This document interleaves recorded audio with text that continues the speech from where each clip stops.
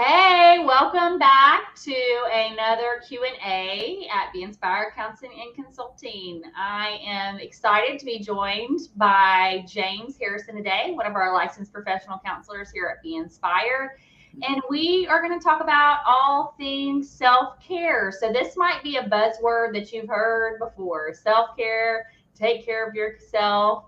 It's important to utilize self-care, but you might be like, what in the heck is self-care anyways? Why is it important? Why should I be caring for myself anyways? And then maybe what are some strategies? So we are going to dive in today and we're just going to jump on in. So let's talk really quickly, James. What is self-care anyways? What is it? Yeah.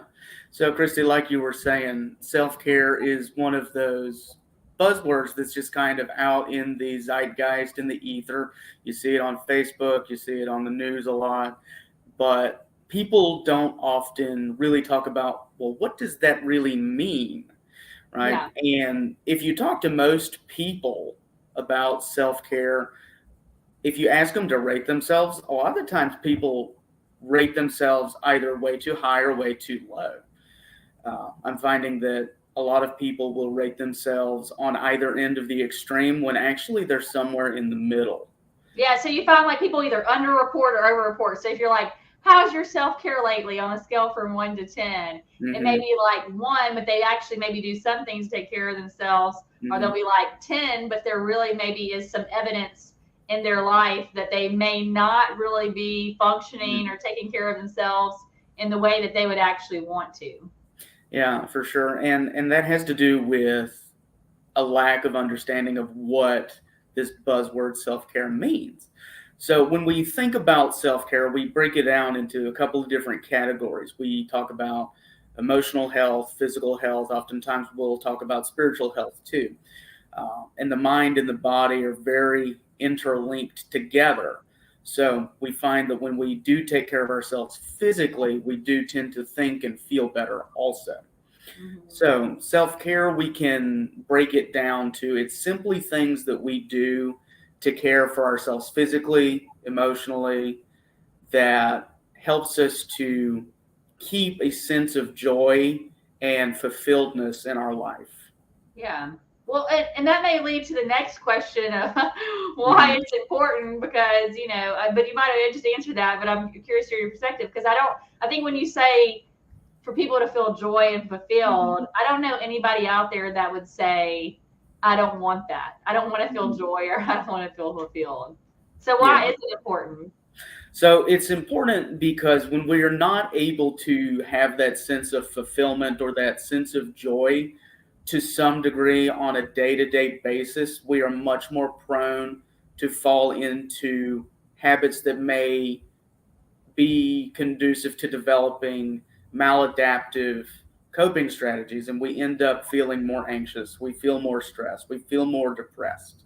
And it's so easy for our brains to get into that way of thinking. We often will always be able to realize and notice all the bad things going on around us instead of focusing on the positive things. So, self care is important so that we can ease the brain away from those negative thought pathways to more positive thought pathways. Yeah, and when you were saying these maladaptive coping strategies, I was thinking because in self care, almost when you were saying that, it was making me think it's definitely more of a proactive approach Mm-hmm. than a reactive approach. So doesn't mean that you can't get to a place of overwhelmed, stressed out, Mm-hmm. and you need to implement self Mm-hmm. care. But it's almost kind of like a preventative way Mm-hmm. to keep you in a good place, to not lean on coping skills that may be negative. And if you're Mm-hmm. thinking about, well, what's a negative coping skill? Just think about it for a minute. What are some behaviors or things that you may do when you're feeling really stressed or anxious or sad or whatever Mm-hmm. that you may go to, but then afterwards you feel regret or you feel worse than you did Mm-hmm. before? Those are probably indications that that might be a not so great coping strategy. And I can even think for me, I don't always notice the negative coping strategies that I, will go towards. But after you take a moment to pause and you realize afterwards, you're like, man, that didn't make me actually feel better. That actually made me feel worse. Mm-hmm. It may be a coping strategy that's not sustainable and it may not always be healthy. So, like you said, this can be a way for you to take care of yourself so you don't get to the point where you then find yourself in a state of overwhelm or just high emotions that you can't tend to regulate, come down from, or just feel better about life. So, why do people struggle to take care of themselves, James? Why is that? Well, most people tend to find the idea of self care. A lot of people will kind of shrug it off to the side because they will think of it as a luxury instead of a necessity. Okay, that makes sense. So let's talk a little bit more about that. Like, Mm-hmm. why people think this would be a luxury. Mm-hmm. So, the reason most people will end up thinking that it's a luxury is that they end up with the belief that self care requires them to spend money. Okay, this is good. Yeah. And what do they think? I'm just curious. So this may mean that, well, they think in order to engage in self-care, they've got to go get a 60-minute massage or get their hair done or get their nails done or whatever it may be, right? Maybe they feel like they've got to go buy a new set of golf clubs or whatever. But that's not the case. Oftentimes we tend to engage in self-care activities without realizing that we're doing it. Okay. And so part of it is we just need to bring awareness to what we're already doing that's working. So this kind of goes back to the idea that you were talking about being proactive instead of reactive, right? And oftentimes we live in a society that's very reactive for sure. What? And it's so it's definitely a different way of trying to think about it. And you can have coping skills, healthy coping skills. You can be on medications too. But if you're not engaging in self care, those things are not going to work as well as they could. Mhm. Yeah. Well, and so let's talk about this idea of like sometimes people are engaging in self care and they don't know it. So, what Mm-hmm. are some ways that people might not be aware that they're taking care of themselves, Mm-hmm. or maybe some things that they could bring more awareness Mm-hmm. to help support themselves? Yeah. So when we're thinking about, well, what am I doing that could be classified as self care already? We need to be thinking about the things that we're doing that do bring us that sense of joy or that sense of calm, because that's really the one of the goals of self care is being able to have a little bit of calmness, a little bit of less stress in a moment. For some people, that might mean they're mowing the grass. They feel calm when they're doing that. Now, they have put mowing the grass as a have to on their list of things. So they're not going to classify it as self care, even though they're engaging in something that gives them that sense of completeness. Yeah, that's it. And mowing the grass is actually a good analogy. Now, for some people, mowing the Mhm. grass is not a self-care strategy. And Yeah. you're like, oh, I do not like doing this. But I can think about somebody that I know who often listens to podcasts while they mow the grass. And Hmm. so listening to a podcast kind of helps them Yep. feel more relaxed, more centered, Hmm. and it really is a positive thing that helps refuel them and give them that state of calm. And Hmm. and I and as you're talking about this, I'm thinking about too another way maybe to think about it is also like what refuels you, like what Hmm. energizes you, what kind of allows you to recharge. And it Hmm. may be things like reading a book or Hmm. right, cutting the grass or going for a walk or Hmm. spending time with people that you care about or doing something that brings you joy, like you talked about, that you may not always see. It could be, Hmm. doing something that maybe doesn't cost anything, but it's just taking time to help yourself recharge. So, what are some self care strategies that you've Hmm. seen that are can be very effective for Hmm. people? Yeah. So before we get into that, we also need to put the caveat in for self care that it also includes things we may not like to do, like going to the doctor. That is good. Right. So are So. you well? And I can think about even like for me, right? I'll just throw myself out there. There's Hmm. something that I try to do in the mornings, and that's called exercise. Hmm. So for many people, they might be like exercise. One day, I really don't like to do that. And it's still something that I don't always jump for joy. I don't go and think, Mm-hmm. oh my gosh, I'm going to be so excited that I'm going to sweat a ton and run, right? But I Yeah. know it's something that makes me feel better after I do it. So, Mm-hmm. anyways, I like how you said this might be something that you don't necessarily want to do, or Mm-hmm. it's not something that you would think is really something that would help you, but ultimately it does end up helping you and it grounds you and it helps you move through life a little Mm-hmm. bit better. Yeah, for sure. So when it comes to those self-care strategies, oftentimes what we need to do first is we need to spend some time in self-reflection to try to parse out, well, what are those activities where I feel that sense of peace or calm or the things that help me de-stress. And the thing about self-care is it's very individualized, right? So what self-care is for me may not be for you, right? Mhm. Uh, and so it's important. So one activity that you can do is maybe when you first get off work, just trying to be mindful and noticing, well, what is the first thing you do? Oftentimes, when we get off work, we will end up calling somebody, right? And that could be a form of self care. But it's really spending time in that introspection to figure out, okay, this is the thing that I feel more energized afterwards. And it could be sitting at home reading a book after a long day. It could be going and getting coffee with people, right? But it's even though it is you centric, self care is not selfish. Oh, let's talk about that real quick, James. Yeah. Why is self care not selfish? Okay. So when we think about the idea of selfishness, of somebody being selfish, they're engaging in an activity of where they may be attempting to take advantage of somebody else for personal gain. And that's not what self-care is. Self-care is quite the antithesis of that, where we are doing activities that help us feel more energized so that we can be at better service to people. Mm. Yeah, well, and you know what I was thinking? Somebody told me recently that it made me stick out in this mind too is how to be better service people and how to truly show up as ourselves. Mm-hmm. Because when we're drained, or we get to the end of our day and we're depleted, or we're just so overwhelmed we don't even know which way is up. We Mm-hmm. can't always truly be ourselves or show up as our best self, and of Mm-hmm. course we can't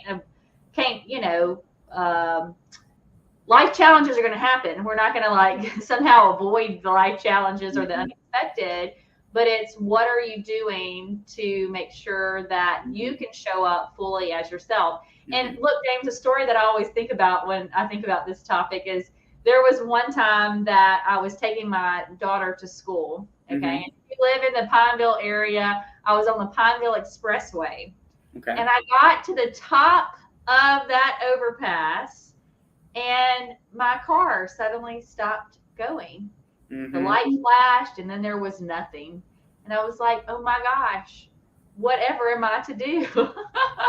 So luckily it was at the top of the overpass, not the under. So I Yeah. scooted all the way to the end and I got the car over. And then I realized there was something that I hadn't done, and that was put gas in my car.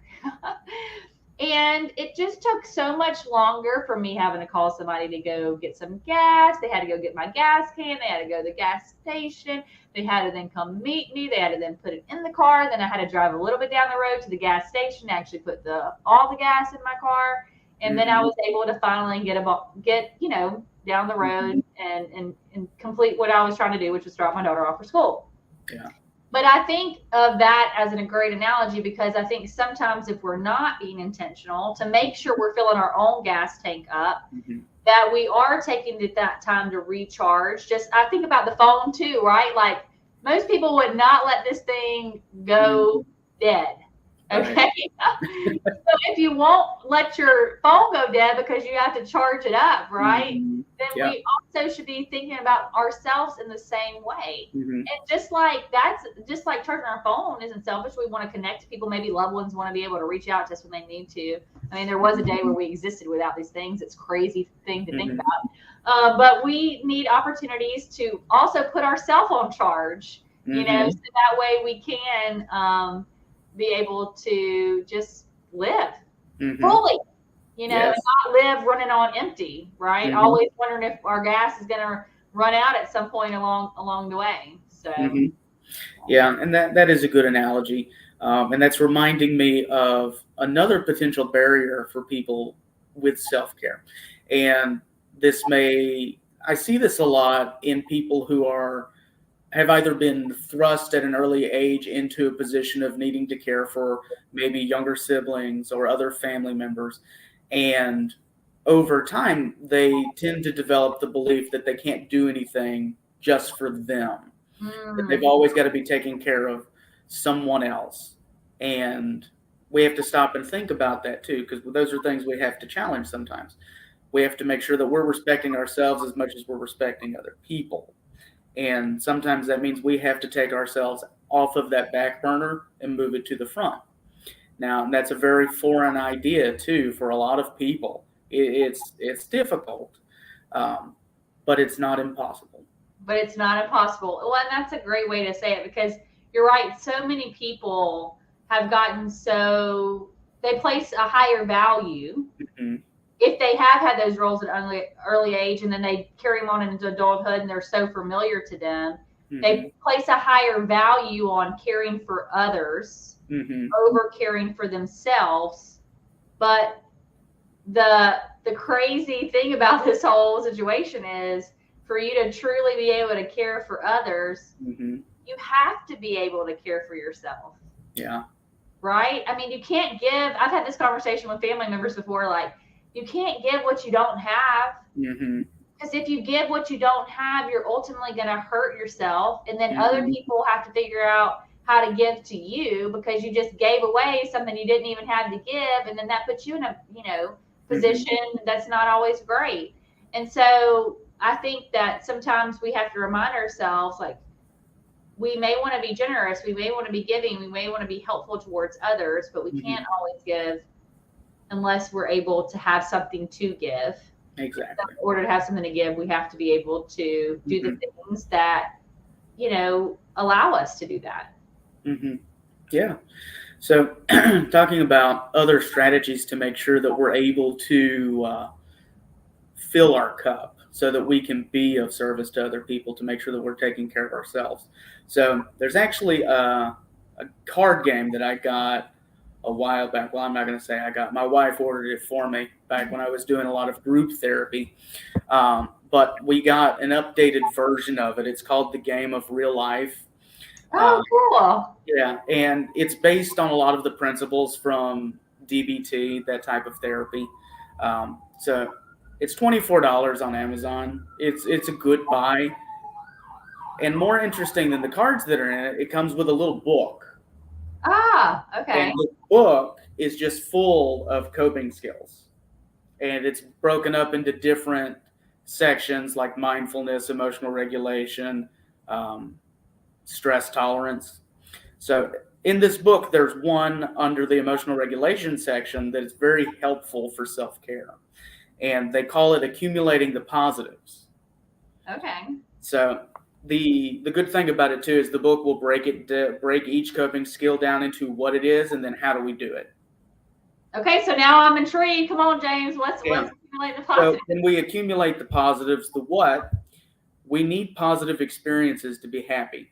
Schedule enjoyable activities on a regular basis to increase your general well being and feelings of joy. By upping our joy quotient, we can become more resilient in challenging situations. So then there's the how. So, in the short term, put one thing that brings you joy on your calendar every day. It can be a phone call with a friend or watching your favorite TV show. Be mindful of how you feel during that activity. Really savor those positive vibes. In the long term, identify values that make your life worth living and pick goals that are related to those values. Each day, schedule an activity that takes you one step closer to your goal. Yeah, I love that. And it sounds something that's like so simple, right? Mhm. We so overlook, but it's just trying to do one thing. So Mhm. hopefully, if you have been watching this, you take at least that one strategy Mm-hmm. away. And I think if you just be intentional about that, you'll actually be surprised at how it will have a compounding interest Mm-hmm. positively on your life. So, James, tell people if they're like, hey, you know what? I've realized that I may struggle with self care. I may realize that I'm really dealing with some other challenges that Mm-hmm. I maybe need help with in my life. Who do you serve here at Be Inspired Counseling and Consulting? And Mm-hmm. then how can people find out more information of how to work with you? Yeah. So here at Be Inspired Counseling and Consulting, I serve kind of a wide range of individuals. I will see children starting at about age 10 and up. I see teenagers, college students, adult men, women, those who are reaching up into the upper echelons of age too. And the thing about therapy is that oftentimes we do view it as one of those reactive things. And sometimes it's our last resort before we go on to other things. But it doesn't have to be. Hmm. We even if we are feeling that things are going well, it's okay to go into a therapy session or to reach out to us and just have that first session and maybe talk about, well, maybe something that you didn't deal well with in the past and you want to deal with it better in the future, right? Yeah.